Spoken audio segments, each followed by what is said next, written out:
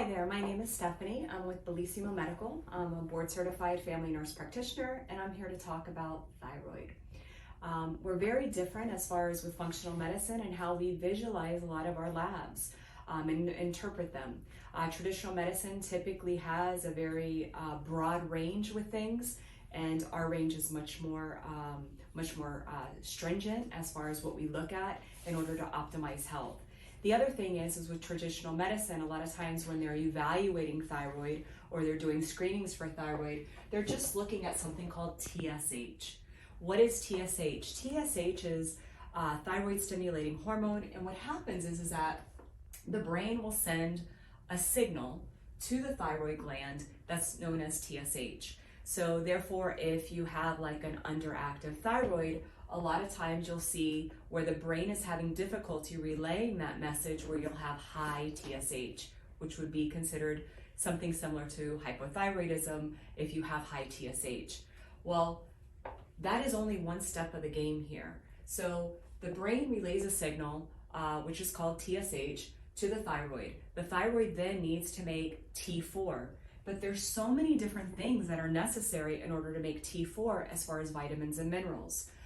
Some vitamins and minerals that are necessary are vitamin A, D, iron, C, B vitamins, tyrosine, and also iodine. So if you're not having appropriate minerals to be made, or your body's not consuming them, then it's possible that maybe your T4 is not where it needs to be.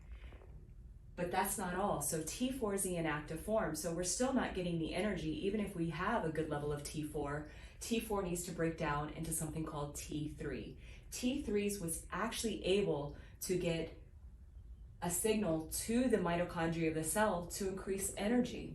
So again, if we're not having different byproducts as far as different nutrients in order to make that conversion to T4 to T3, we're not making that process happen, which means that we're not having energy.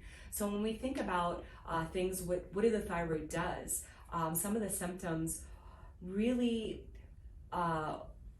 essentially are similar to low hormones as far as the low sex hormones. Energy, fatigue, some other things is like dry, brittle hair, maybe even dysfunctional bleeding.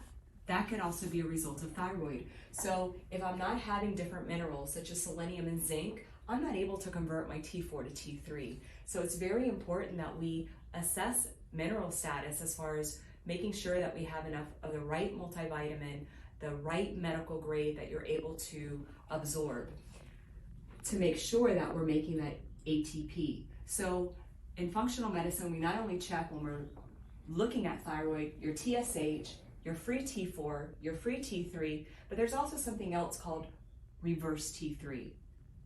Reverse T3 is a byproduct as far as T4 breaking down. So if I have these components such as stress, autoimmune, toxins, fluoride, inflammation, my T4 is not going to break down into my free T3, which is going to give me energy. Instead, it's going to stop at that cell and it's not going to create that energy.